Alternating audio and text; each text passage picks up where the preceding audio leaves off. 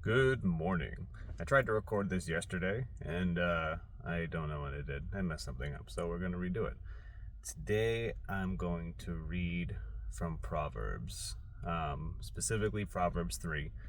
I love this one. And I love this whole section. Proverbs is all about wisdom, seeking wisdom and teaching wisdom. There's three different sections of it. I believe most of them are written by King Solomon. The first one is wisdom for young people. The second section is wisdom for all people. And then the third section is wisdom for leaders, which all people should read, because if you are going to be impactful in your life, you need to treat yourself as a leader. And I'd find that to be very important. So we're going to go with Proverbs 3. And let's begin. We'll talk a little bit about it afterwards. My son, forget not my law, but let thine heart keep my commandments. For length of days and long life and peace shall they add to thee. Let not mercy and truth forsake thee. Mercy and truth together. Bind them about thy neck. Write them upon the table of thine heart.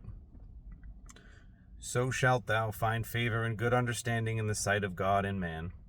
Trust in the Lord with all thine heart, and lean not unto thine own understanding. In all thy ways acknowledge him, and he shall direct thy paths. Be not wise in thine own eyes. Fear the Lord, and depart from evil. It shall be health to thy navel, and marrow to thy bones. Honor the Lord with thy substance, and with the first fruits of thine increase. So shall thy barns be filled with plenty, and thy presses shall burst out with new wine. My son, despise not the chastening of the Lord, neither be weary of his correction. For whom the Lord loveth, he correcteth, even as a father the son whom he delighteth. Happy is the man who findeth wisdom, and the man that getteth understanding. For the merchandise of it is better than the merchandise of silver, and the gain thereof than fine gold. She is more precious than rubies, and all the things thou canst desire are not to be compared unto her. He's talking about wisdom. She is more precious than rubies, and all the things thou canst desire are not to be compared unto her. Length of days is in her right hand, and in her left hand riches and honor. Her ways are ways of pleasantness, and all her paths are peace. She is a tree of life to them that lay hold upon her, and happy is every one that retaineth her. The Lord by wisdom hath founded the earth. By understanding hath he established the heavens. By his knowledge the depths are broken up, and the clouds drop down the dew. It's interesting, that section actually kind of talks about the water cycle. The depths, the deep, is the waters of the world. By his knowledge, by his wisdom, the depths are broken up, and the clouds drop down the dew. That's the water cycle, and this is the Old Testament. My son, let not them depart from thine eyes. Keep sound wisdom and discretion. So shall they be life unto thy soul, and grace to thy neck. Then shalt thou walk in thy way safely, and thy foot shall not stumble. When thou liest down, thou shalt not be afraid. Yea, thou shalt lie down, and thy sleep shall be sweet. Be not afraid of sudden fear, neither of the desolation of the wicked when it cometh. For the Lord shall be thy confidence, and shall keep thy foot from being taken.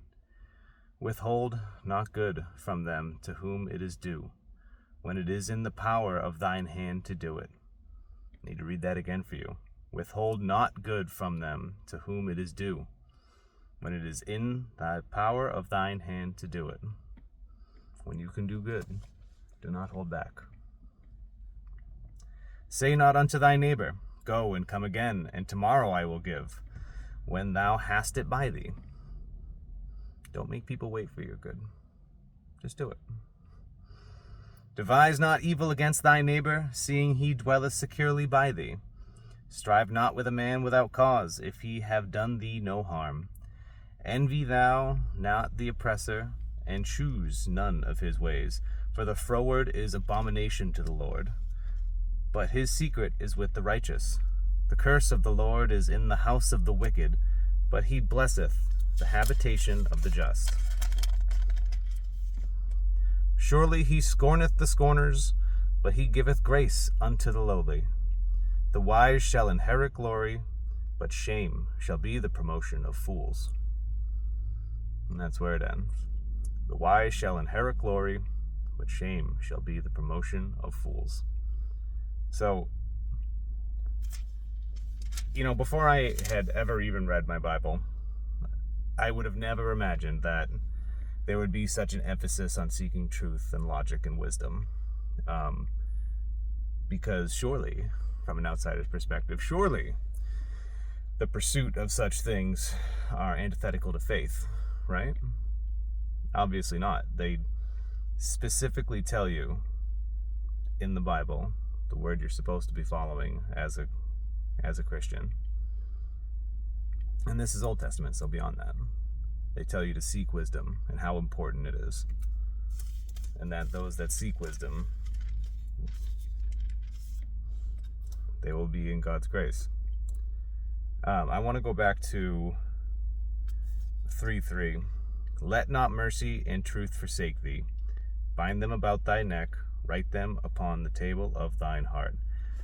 And from what you heard, it goes on to advocate for speaking the truth and teaching wisdom and to do good unto others.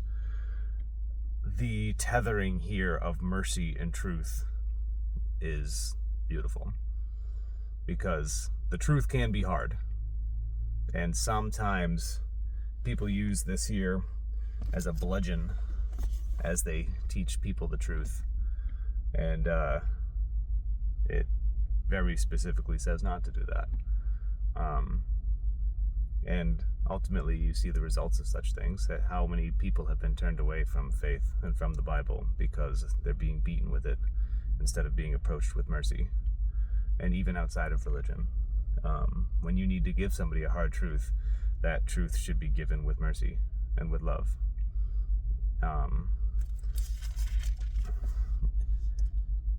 In the next section here, my son, despise not the chastening of the Lord, neither be weary of his correction.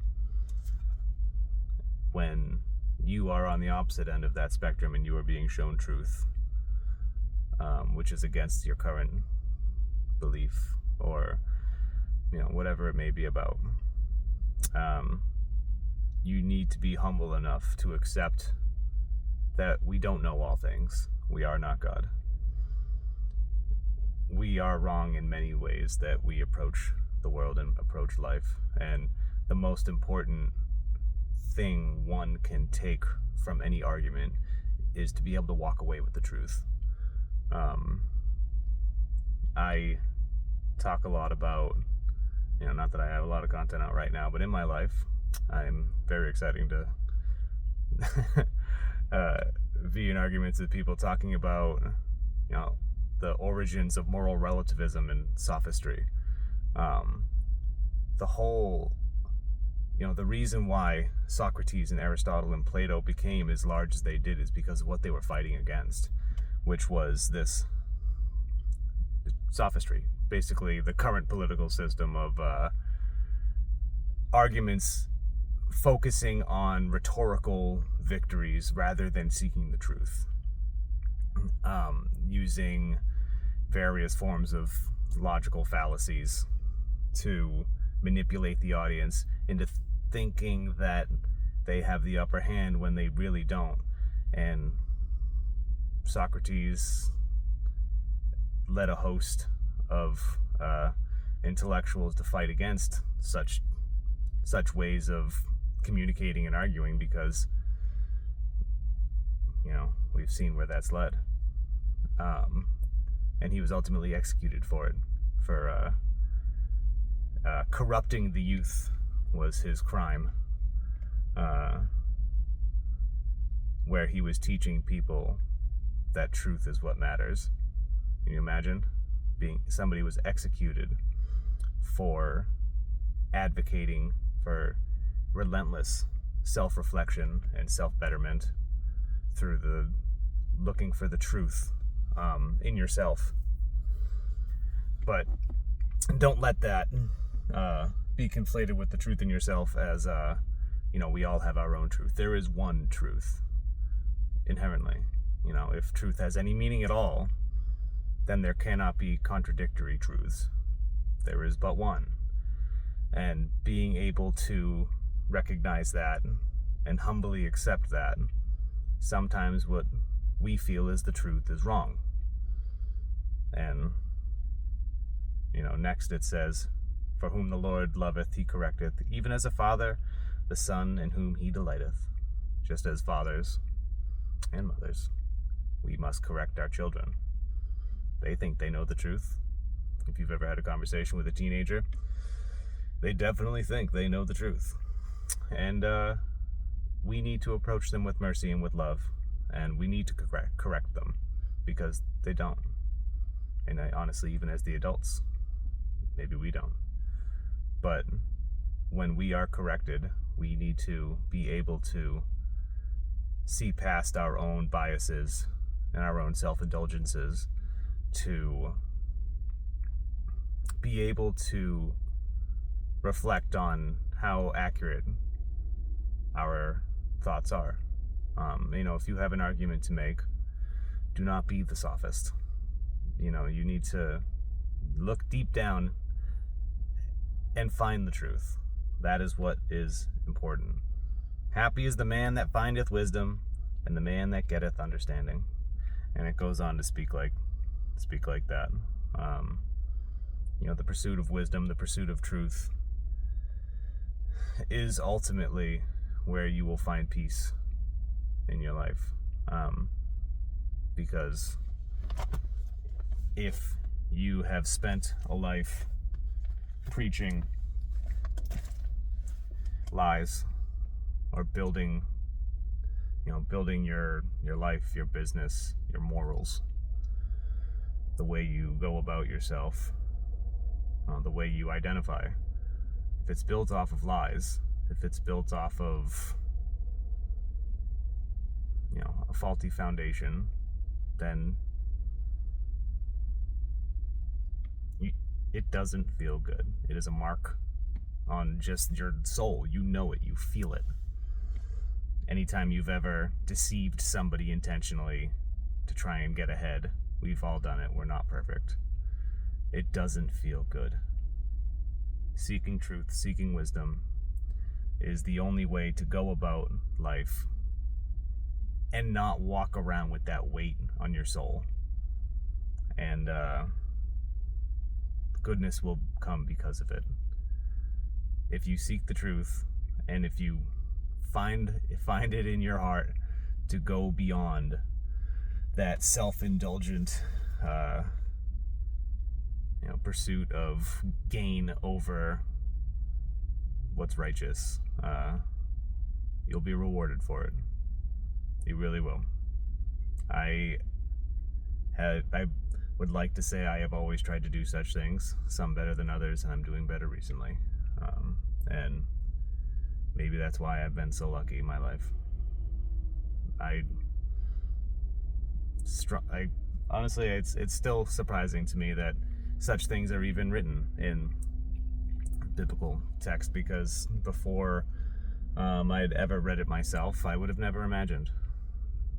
But I'm going to be reading more of that and talking about it, because I love it. The pursuit of wisdom, the pursuit of self-betterment, relentless self-examination is how we better ourselves. It is how we find the truth within ourselves and within our world.